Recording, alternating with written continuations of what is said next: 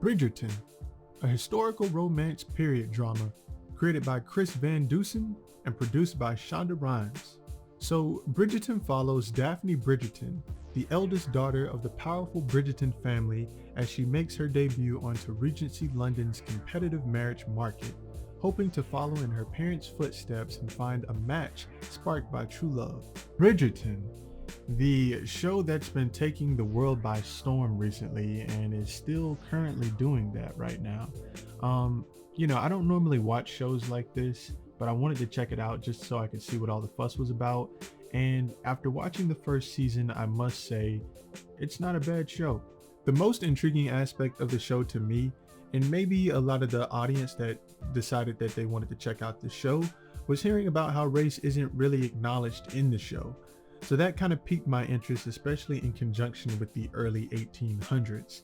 It was a strange thing to see, but it was also refreshing and different for me, someone who normally doesn't watch these types of shows. So what I didn't like in the show was how they addressed why racism no longer exists within their world. And I wasn't really too satisfied with that outcome. But before I go there and give my explanation on why that was one element of the show that I didn't like, let's actually speak on kind of what Bridgerton is first. Bridgerton goes down the road of deceit, scandals, romance, sexism, and mostly classism.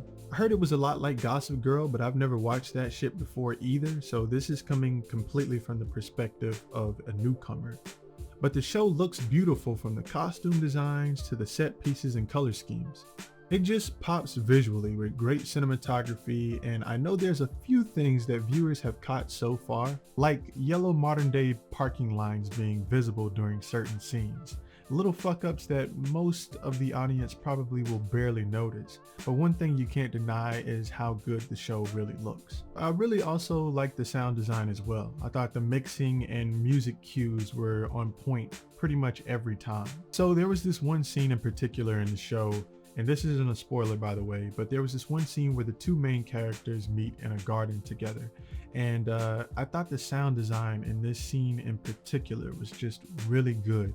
It kind of got me pretty hyped for the show, and I was like, holy shit, like this is, they really did a good job with that. Like I really felt that.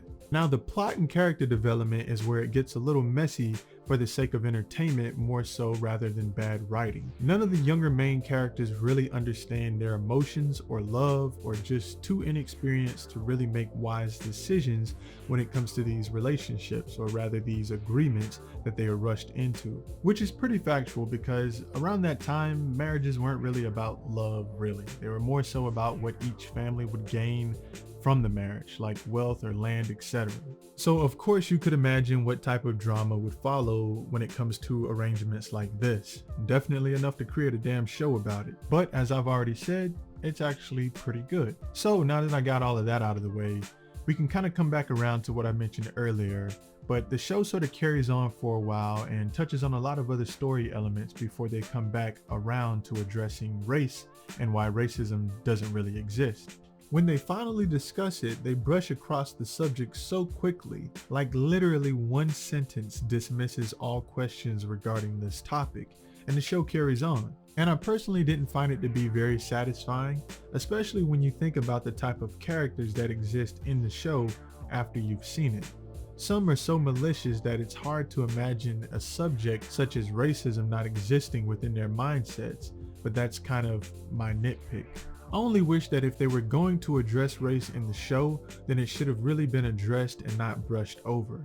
And if not, then I would have rather them not acknowledge it at all and just carry on. But they felt the need to give us something, and that's pretty much why I wanted to discuss it. And I really don't want to make this a big deal because I really don't care, but I know it's a big part of this show's appeal, and since they felt the need to address it, I wanted to express my dissatisfaction with the way they addressed it. I don't really like the execution very much. And I know I didn't really express the two main characters very much, mainly because the show really follows a lot of different characters. They're still main characters, but the show follows a lot of main characters. It gets into a lot of drama and scandals and bullshit and stuff like that, which is fun to watch. You know, if you're into that type of stuff, then you're really gonna love it. So I'm giving Bridgerton an 8 out of 10. It's a good dramatization with a lot of over-the-top moments. If you normally don't watch this kind of shit, then this review probably isn't going to change your mind.